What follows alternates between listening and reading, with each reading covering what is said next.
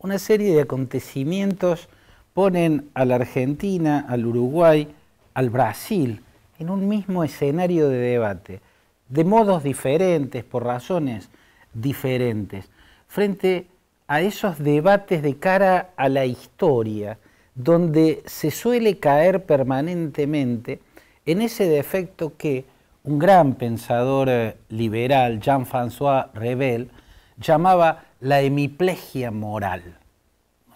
La hemiplegia moral, según Revel, es, por ejemplo, desde la izquierda cuestionar los estropicios cometidos por la derecha, ya sea en materia de violación de derechos humanos o en golpes de Estado, mientras que frente a similares hechos protagonizados por regímenes de izquierda, se callan.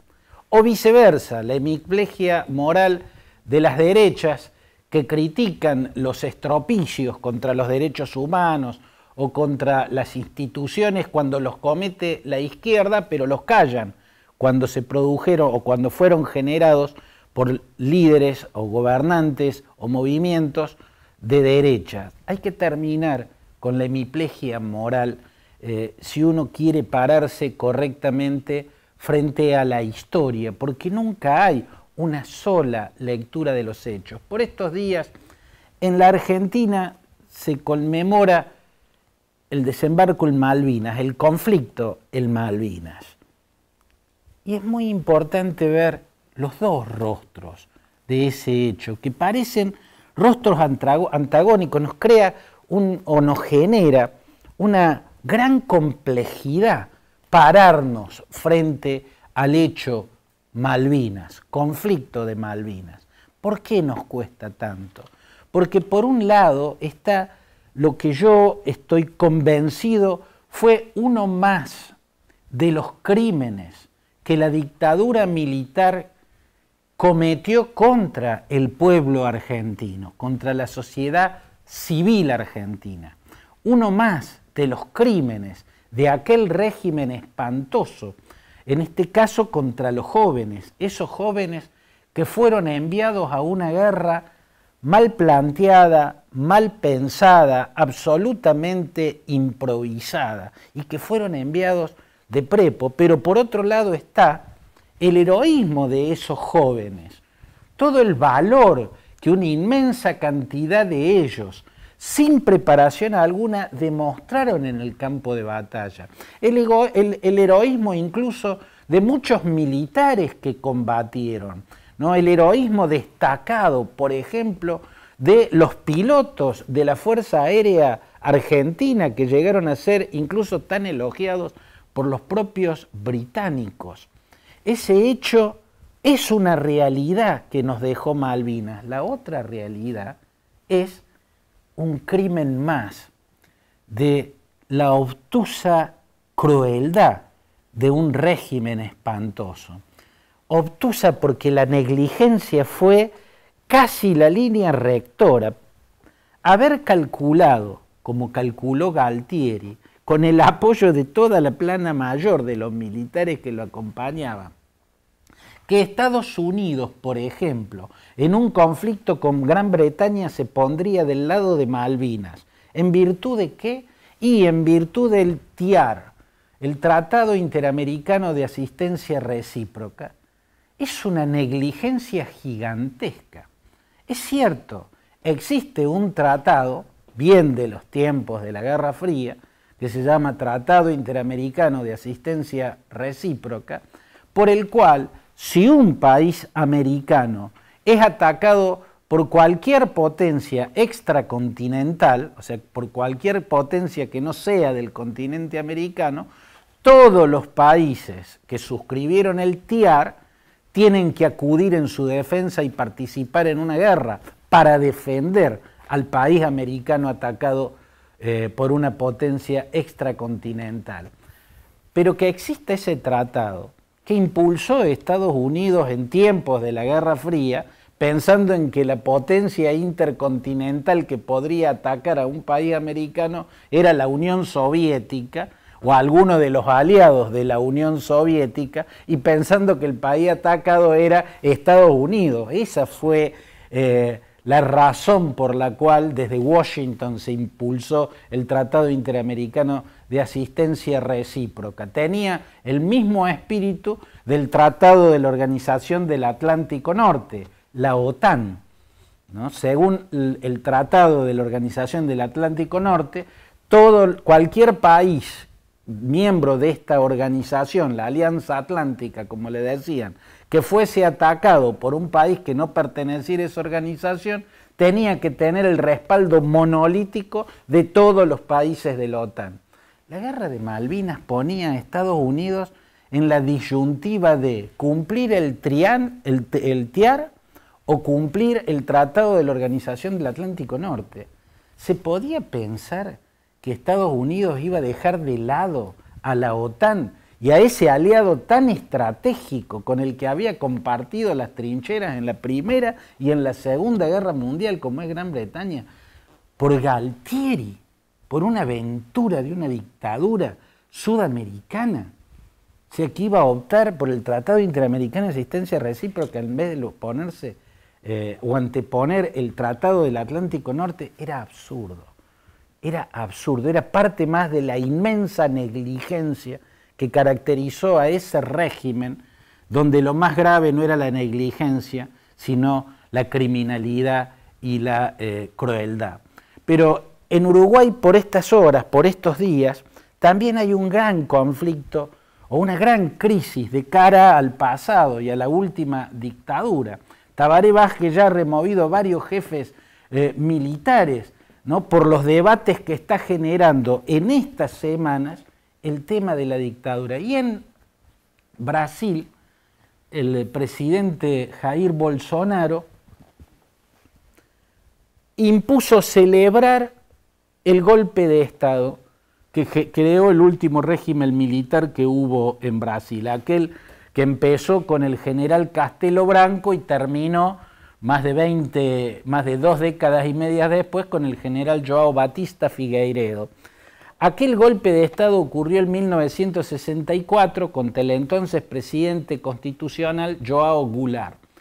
Los militares señalaban que el plan gubernamental de João Goulart, que se llamaba reforma de base, encaminaba a Brasil hacia el comunismo y por eso dieron un golpe de Estado y ahí empezó una larga dictadura de 2 décadas y media.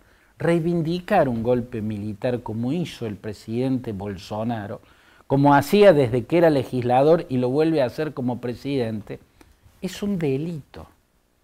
Es un delito porque un golpe de Estado es un ataque a las instituciones del Estado de Derecho. Se puede cuestionar, y es importante para no caer en la hemiplegia moral, ¿no?, sobre la que advierte Jean-François Revel, se puede cuestionar muchos de los aspectos de aquel plan que se llamaba reforma de bases de João Goulart.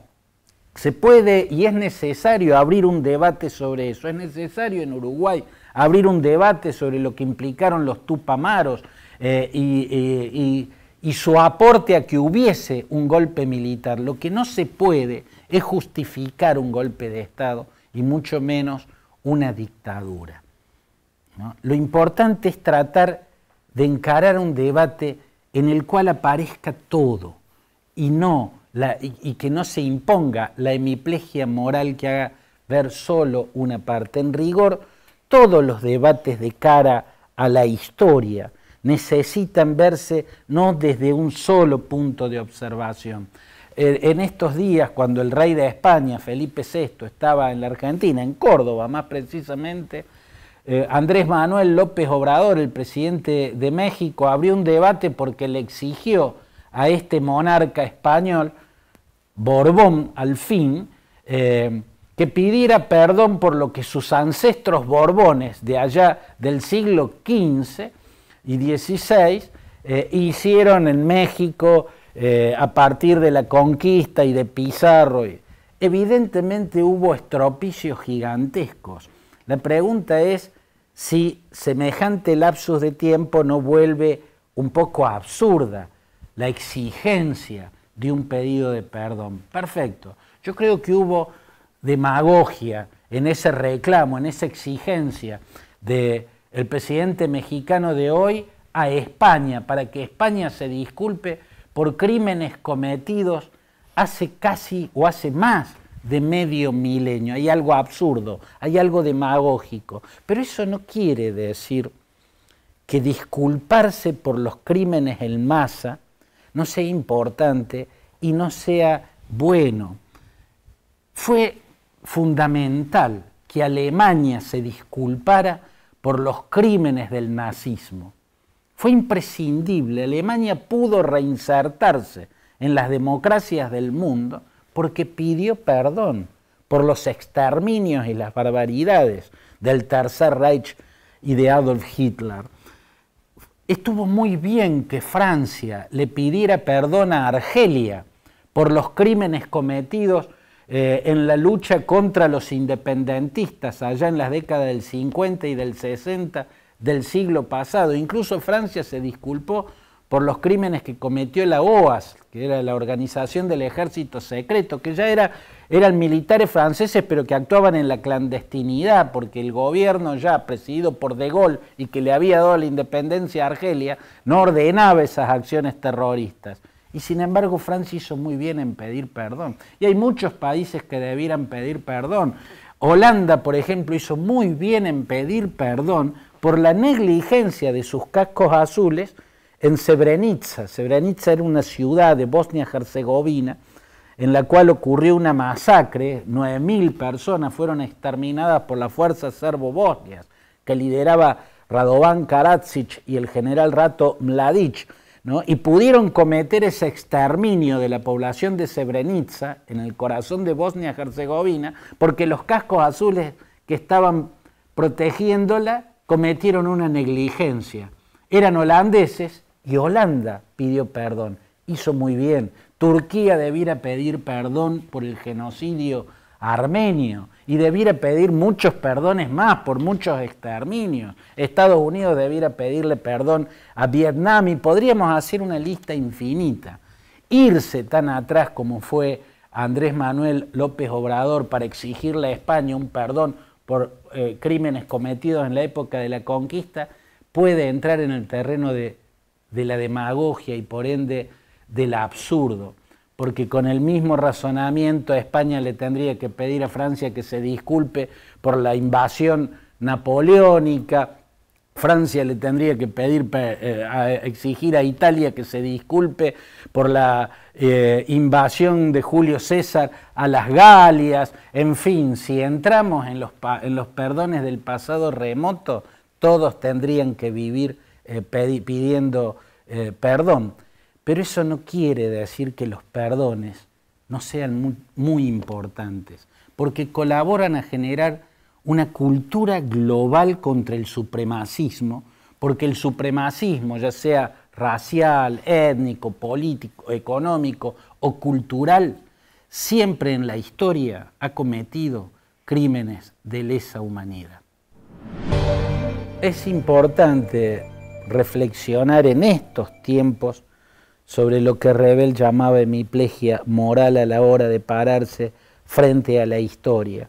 Argentina, Uruguay y Brasil le deben una disculpa, un pedido de disculpa a Paraguay por haberla exterminado en la guerra de la Triple Alianza. Y así podríamos seguir. Y a mí me gustaría continuar, ¿no? Continuar en una próxima página